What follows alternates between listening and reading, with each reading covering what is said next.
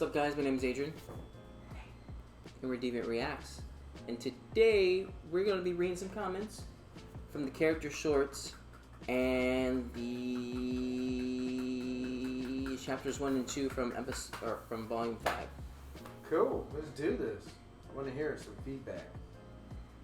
Why does my look tilted? Right, let's go to the Weiss character short first, because why not?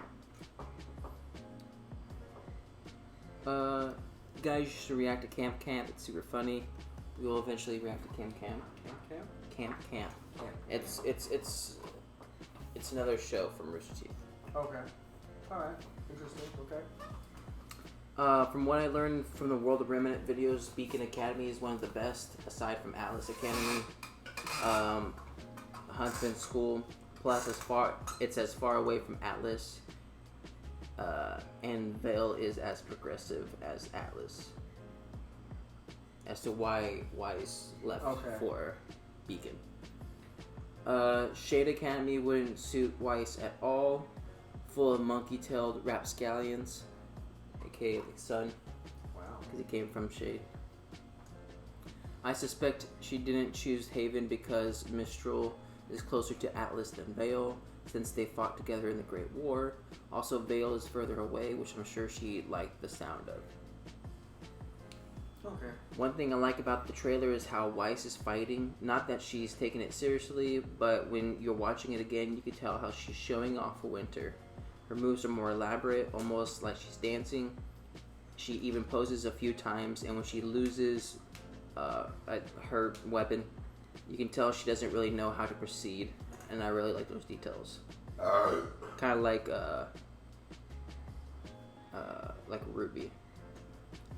This short really makes you think how strong is Winter if she can summon that many Grimm at once. Yeah. God, she can like summon an army. Savage. Multiple Grimm at once to fight for her. If I can recall from the manga,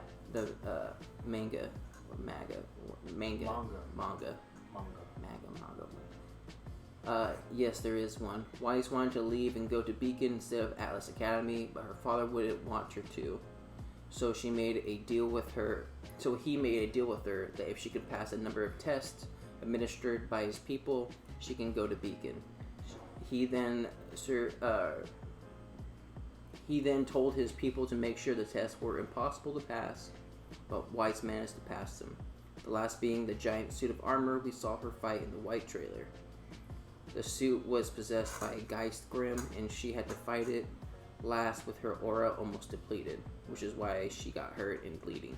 She managed to defeat them, as we saw, and got to leave Beacon. It's a cool little tidbit. Yeah.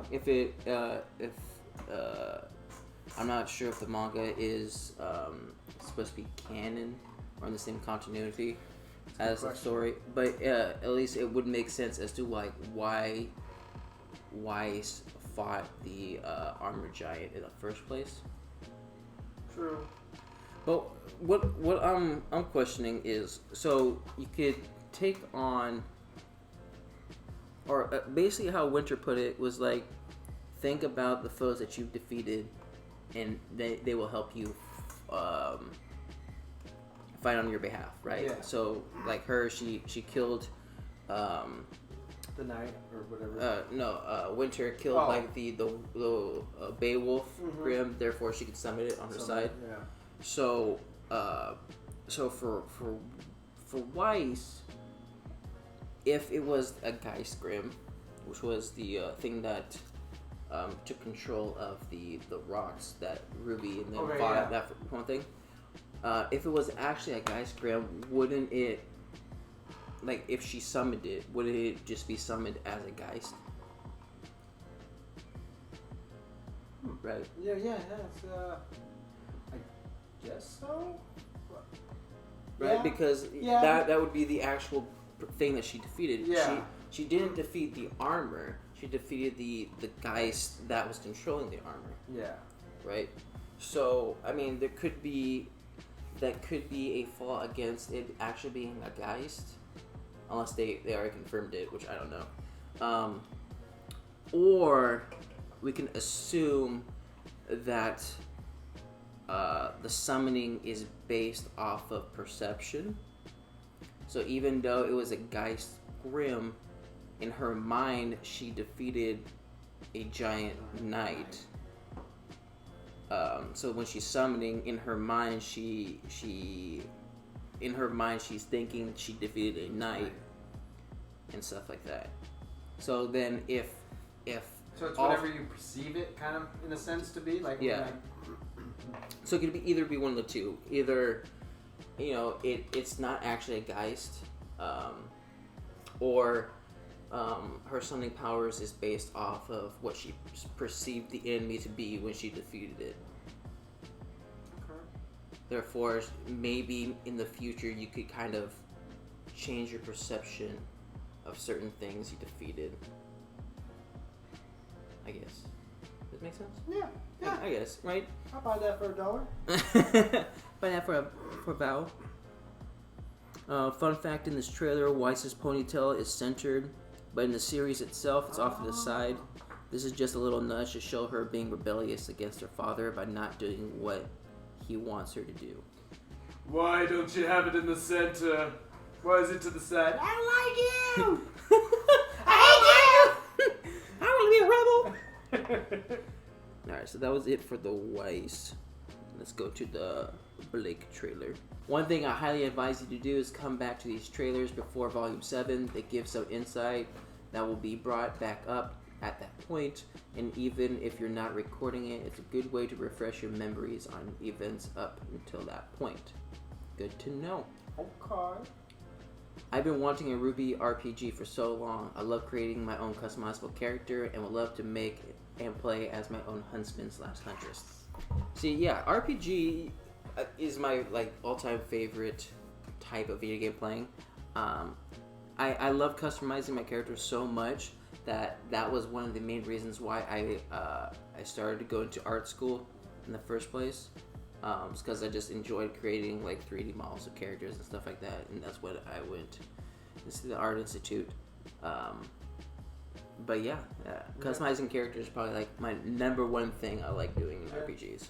And when I went to Harvard, it was a real interesting time, Yeah, I love just a Harvard, just the greatest. The greatest. Time for the Ilya character short featuring Blake. Jokes aside, this is some great backstory that feeds into the morality ambiguous character that is Ilya.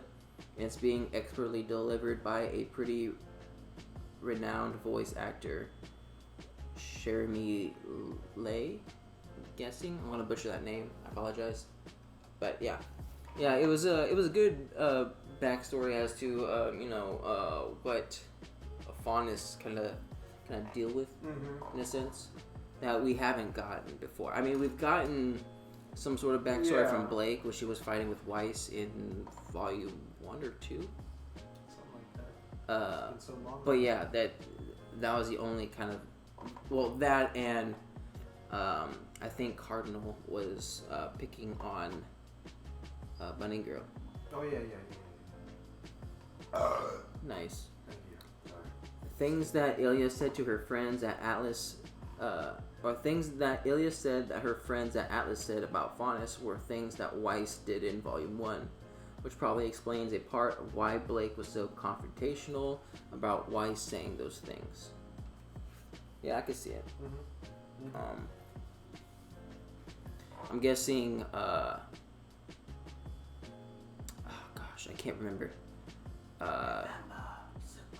Because this is sort of Blake's first interaction with I wouldn't say the humans. Well, I guess you have to call them humans because they're nothing else. Because I remember in Volume 2, I think, when they had a flashback as when Ozpin first talked to Blake. They were in the same room he was in with Ruby when he first talked to Ruby, in that one center spotlight in that one desk and stuff like that. And he was talking to Blake about something I can't remember exactly, but that was basically the first time they started talking, and he did the same thing of where he was like, "Hey, you want to join my school?" and stuff like that. So I'm guessing this whole school experience and being on a team and stuff like that is her first actual interaction with humans without the need to like protest or stuff like that. So her talking to literally the heir to like most of the troubles of the Faunus has to be like some sort of like and Weiss being so arrogant at that time had to been like kind of infuriating. So I understand. Not really, but you know, I can empathize. Yeah. That OST that played at the end is awesome. It's called Smile, and I can't wait for your reaction to it. In general, the entire Volume 5 OST is just full of bops. Now I gotta look forward to that. Yeah. Yeah, it's gonna be in a couple weeks. Let us know what all those songs in the Volume 5 OST consist of. Please, thank you. It'd be easier for me to pick them out. Yes, Elia's parents were among the people who died in the mine. Alright, so yeah, that makes more sense. Confirmed. Alright, let's go to Yang. So Yang, a common theory is that this is when Yang first unlocked her semblance. If you notice, despite being hit several times, her first shots were all very weak. They didn't seem to be doing much. However, that flash, her semblance kicked in, and she was able to use the Ursa's strength against it, making her able to beat it in seconds compared to how weak she was before, even after being hit. So this would be the first she unlocked her semblance?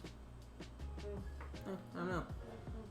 I mean, her first couple of punches did kind of break his arm. So if that was her holding back, then I would not go hand to hand with Yang whatsoever. And that couldn't hang anyways, right? Yeah, and that was even before Volume 1, because she hadn't even gone to Beacon yet. Yeah. At least some Grimm seem to be regional, like the animals they resemble. Looks like the story is going to take us all around the world, Last Airbender style. Maybe we'll see some of the oldies when the gang return to Vale, or whatever is left of it. Aw, very optimistic. Yes. Or whatever's left of it. That is the regional Grimm. It's like in Vale, there's a lot of Beowulfs and Ursas. And what's it called? The birds, the ravens. Night claws? Or I can't remember.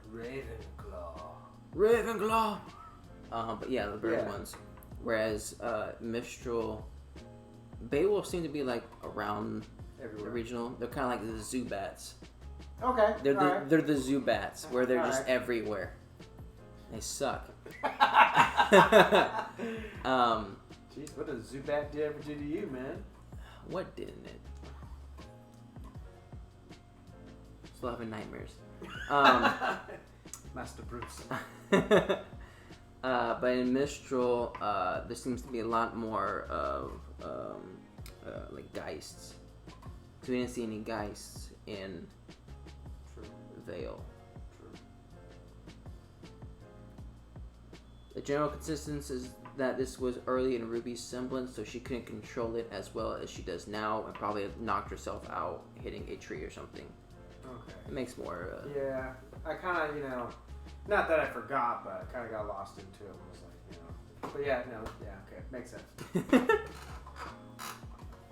They haven't really explained why Ruby was knocked out, but fans like to think it's because she didn't have control of her semblance, but see throughout the series she learns to. True. I like the comparisons in the Volume 5 shorts between the two different sister relationships. Yang to Ruby, I've always got your back. Winter to Weiss, I won't always be around to save you. Indeed. There's love on both ends. It's just Winter's a little bit more tough love. Yeah, a little bit more harsh. Like she understands that you need to get better in order to like get what you want. Yeah. Right. And she knows she won't always be there to like help you out. Indeed. Very good, sir. Yeah. And Yang's already got one person for that, and that's her mom. Yeah. that does that stupid stuff. Alright, let's go to chapter 1. So the animation for this season also changed again, or you could say it got better. The animation engine being used is the same as season 4, but because the show has more funding in this season, the animation team is better and bigger, allowing the show to have a better animation. Okay. Indeed. Indeed, I really liked it.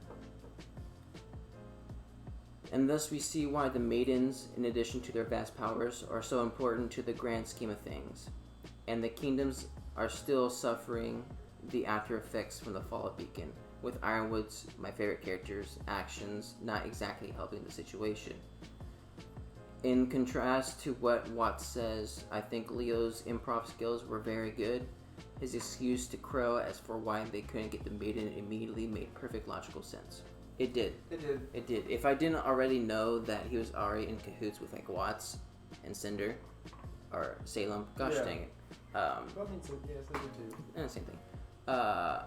Like I probably would have chalked it up as like, okay, yeah, that makes sense. Yeah, I understand. Totally. So if Watts thought that was bad, I'd be afraid to see Watts's improv skills.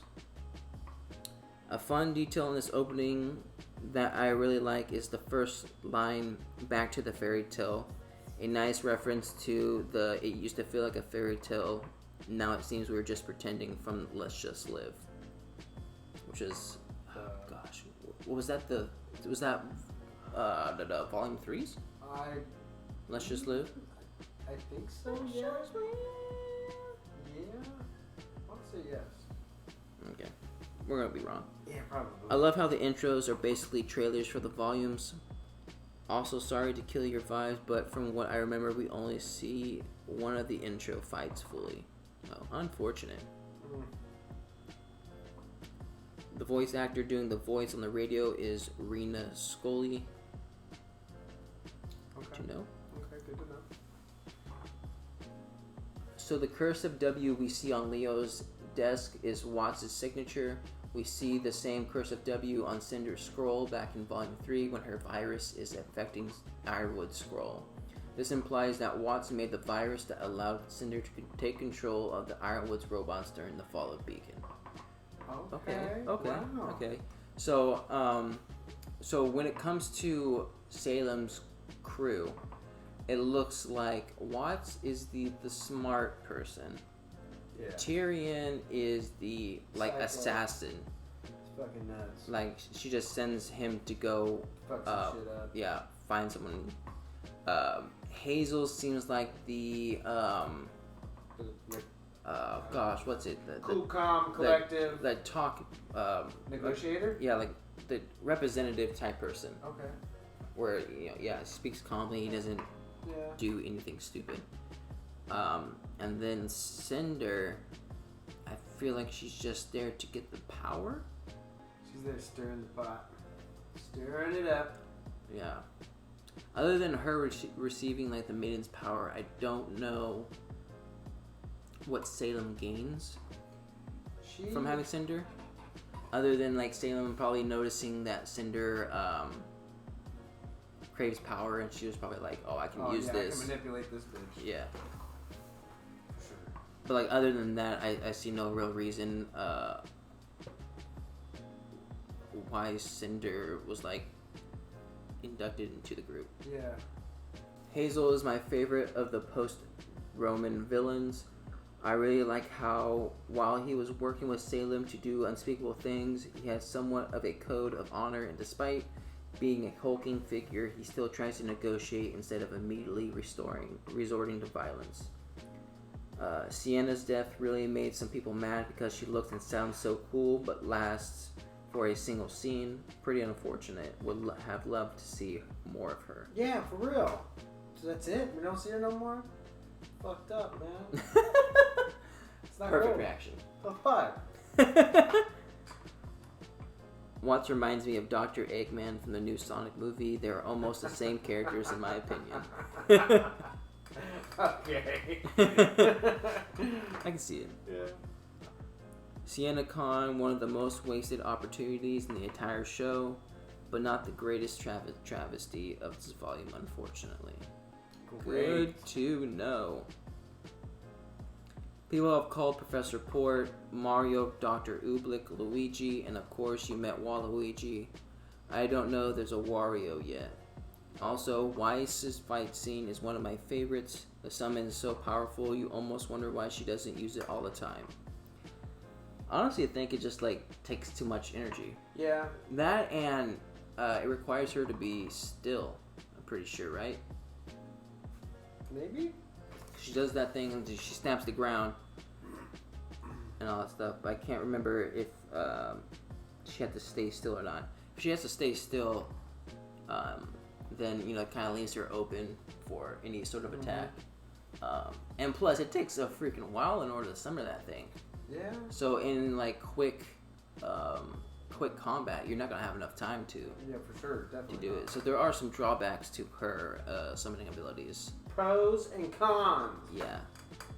So I feel like if she's able to sit back and then allow her enough time in order to summon it, then I feel like she'd be sort of OP. Yeah. But other than that, like Goku with the fucking spirit bomb, bro. You gotta give him some time. yeah. At 1343, the famous Weiss dab. The amount of memes I've seen with Weiss dabbing on the haters is immeasurable. Dab on the haters. Sienna looks cool. Can't wait to see more of her. Oh, wait. Oh. And she did. Ugh. Unfortunate. Wasteful opportunities, I'm telling you. Speaking of Watts reminding you of Waluigi, there are people in Ruby's YouTube community that make crack videos about the show. Watts has been edited to look like Waluigi in several of them. They are hilarious. You guys should check it out someday. Down. And yes, KOTOR was a beautiful game. It was. I still play it. Even though the graphics aren't all that great anymore. They should make a remake. Sometimes that's what makes the game. They're making remakes of everything. Why not make a remake of that? Well, I'm just wondering. Anyways, about Weiss's summon, it attacked the Queen Lancer several times before finally defeated. I think throwing dust definitely weakened the Lancer, though it's the Queen, not an ordinary Lancer. Only throwing dust won't defeat it. Understandable. Yeah. So those were all the comments. Were those all the comments? Were they? Were they? Of the No, answer me. Of the character shorts. No. And chapter 1 and 2. No. Anyways, those are the comments. So keep on leaving more comments. Yeah. So keep on leaving more comments. Yeah. I like. I love it. I like knowing a little bit more. He likes it, and I love it. And we want some more of it. I try. So hard. I don't know the rest of it. But anyways, is that it? Yeah. I apologize. But yeah, keep on leaving comments down below. We like knowing more about Ruby and understanding, things. Yes. Is appreciated. Right? We want to be one of those knowledgeable wizards that can be like, oh yes, this just happened in and this is referring back to volume 1, sub episode 64. There wasn't a 64 sub episode, but okay. You know what I'm talking about. Yeah. So yeah. Yeah. Anyways, until next time. Thank you for watching. Yeah. And we'll see you guys next time. You guys be there, we'll be here. Okay? I don't know what I'm talking about no more. I had too much goddamn energy drinks. End the video!